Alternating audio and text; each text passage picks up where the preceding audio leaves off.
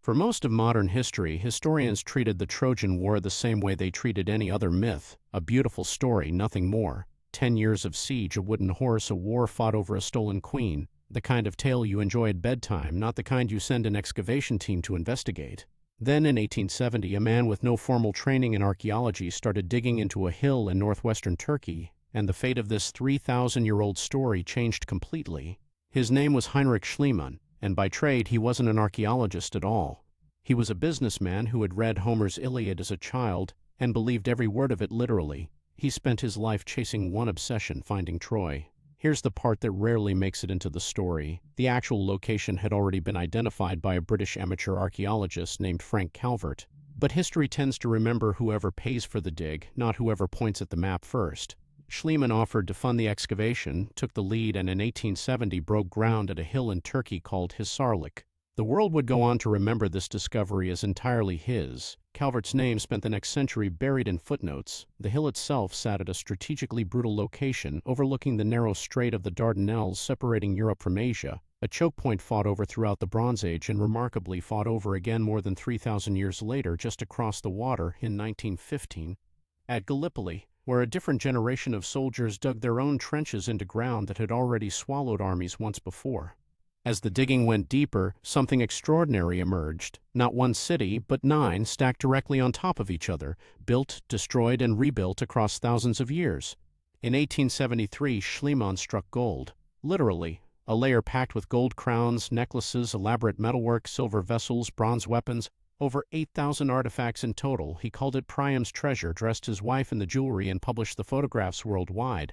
Decades later, the truth turned out to be embarrassing. That treasure layer predated the Trojan War Homer described by roughly 1,000 years. Schliemann had dug up the wrong era entirely and still believed with total conviction that he'd proven the war real. And the treasure's own story only gets stranger from there. Schliemann smuggled it out of the Ottoman Empire and handed it to a museum in Berlin. At the end of World War II, Soviet forces occupying Berlin seized the entire hoard and shipped it to Moscow. Its existence was denied for decades before Russia finally admitted, in the 1990s, that it sat in the Pushkin Museum the whole time. Germany and Russia are still disputing ownership today. A mythical treasure twice swallowed by very real history. The actual answer only surfaced after Schliemann's death. Later archaeologists Carl Blegen and eventually Manfred Korfmann re-excavated the hill with far more precision and found a layer that matched Homer's era exactly. One city here was leveled by an earthquake around 1300 BCE. A smaller, more tightly packed city rebuilt on its ruins burned to the ground around 1180 BCE.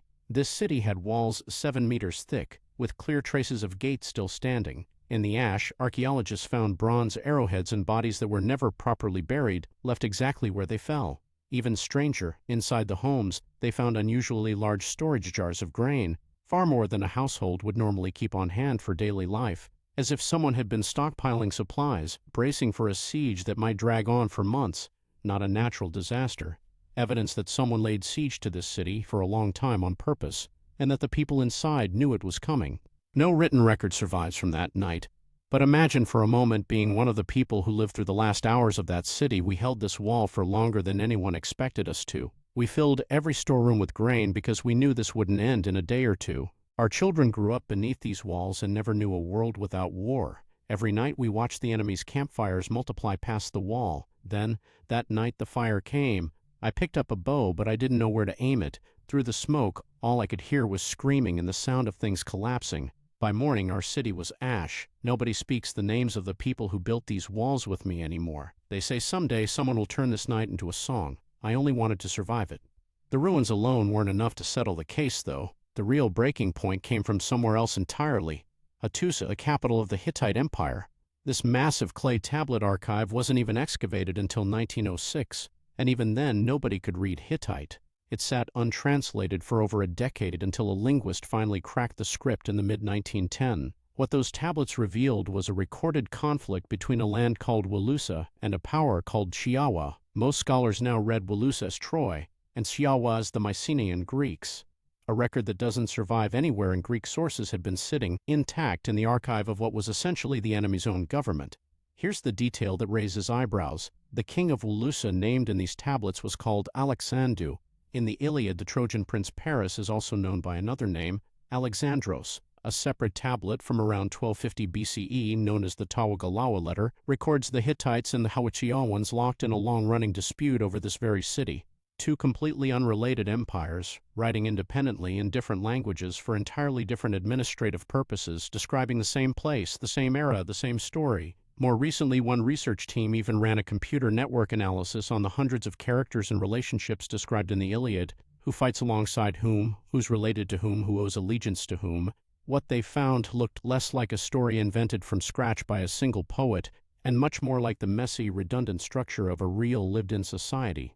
Ruins buried in the ground, diplomatic records from a completely unrelated empire, both pointing at the same place, the same era, the same conflict. That doesn't mean everything in the story is literally true. The wooden horse appears in exactly 0 excavations and exactly 0 independent records. That part is pure myth. The conclusion most historians land on is this: the Trojan War was neither exactly what Homer sang, nor pure fiction.